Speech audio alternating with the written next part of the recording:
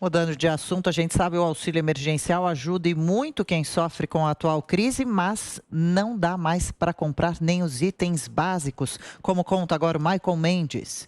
O auxílio emergencial não tem mais o mesmo efeito desde o início da pandemia.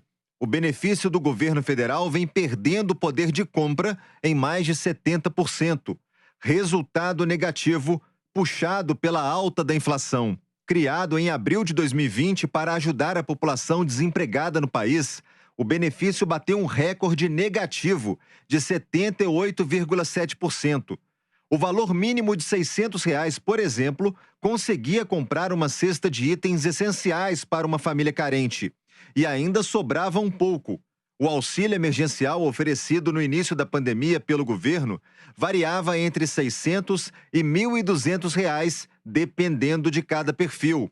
Os valores eram divididos em parcelas. E com a crise da pandemia instalada no país e no mundo, e sem previsão de retorno das atividades 100% presenciais, o governo federal voltou a oferecer o auxílio emergencial à população, porém com os valores bem mais reduzidos.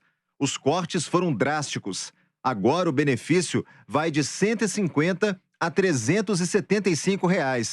Hoje, o valor mínimo do auxílio emergencial só consegue comprar pouco mais de 23% de uma cesta básica essencial, que hoje já custa R$ 650.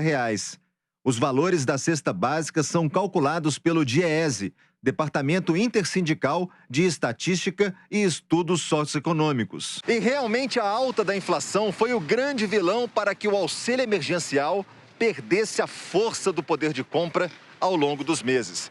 Segundo o IBGE, o benefício deveria valer hoje R$ 701,66 para acompanhar a inflação e também repor as perdas.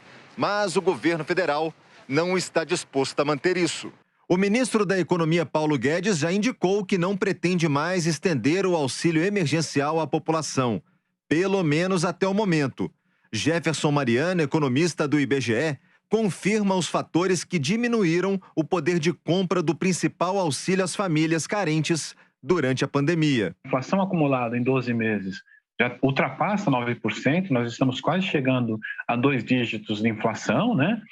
E o mais complicado ainda, especialmente para a população que acessa esse benefício, é que essa inflação está muito concentrada em itens que fazem parte da cesta básica. Então, se nós pegarmos a inflação acumulada nos últimos 12 meses e observarmos os itens que mais subiram, pelo menos os 10, os 15 primeiros itens são itens de alimentação e gás de cozinha. É preciso criar medidas de segurança econômica para que o cenário nesse segundo semestre apresente uma evolução satisfatória no poder de compra dos brasileiros.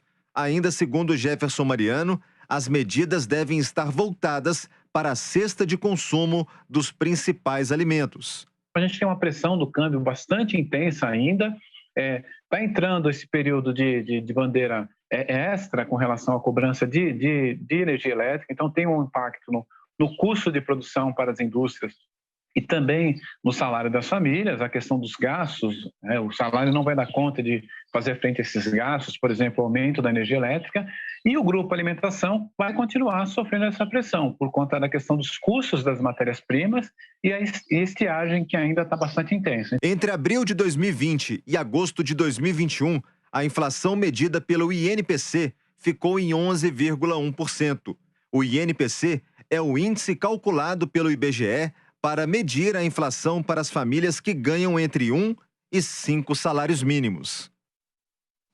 Pois é, além dessa queda na renda, né, das pessoas, quer dizer, o poder de compra que dá esse auxílio, que foi importante durante boa parte aí da pandemia para segurar as pontas de muitas famílias, há uma outra questão, que é o Auxílio Brasil que o governo pretende criar, que ainda não foi obtido, né, com sucesso, porque há uma questão aí de onde tirar os recursos, precisa haver um acordo com o Congresso, e há uma fila crescente de pessoas no Bolsa Família, uma fila de pessoas que querem entrar no programa, precisam entrar no programa, têm o perfil suficiente, necessário para entrar no programa, mas não são avaliadas, não estão sendo analisadas para serem acrescentadas. São 2,2 milhões de famílias, um aumento de 20% em 4 meses. A situação pode piorar ainda mais e a inflação ela tem esse efeito cumulativo. Na verdade, foi fundamental nessa pandemia esse auxílio, mas a gente tem que pensar que o melhor programa social que existe é trabalho, né? É gerar ambiente favorável à criação de empregos, de trabalho.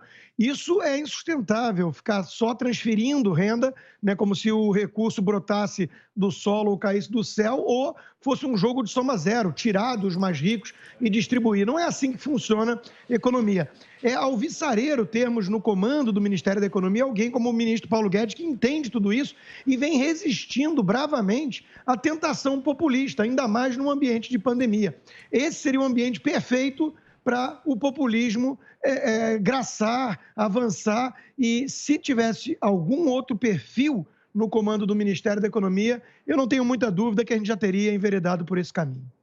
De fato, a melhor solução, a melhor saída é a criação de empregos. Isso, infelizmente, leva um tempo para acontecer. Numa situação como a atual, com mais de 2 dígitos de desemprego no país, um grande número de desempregados, a economia ainda patinando para começar a ganhar ritmo, aquecer, isso ainda leva um tempinho. É uma questão, obviamente, paliativa, o auxílio emergencial, né?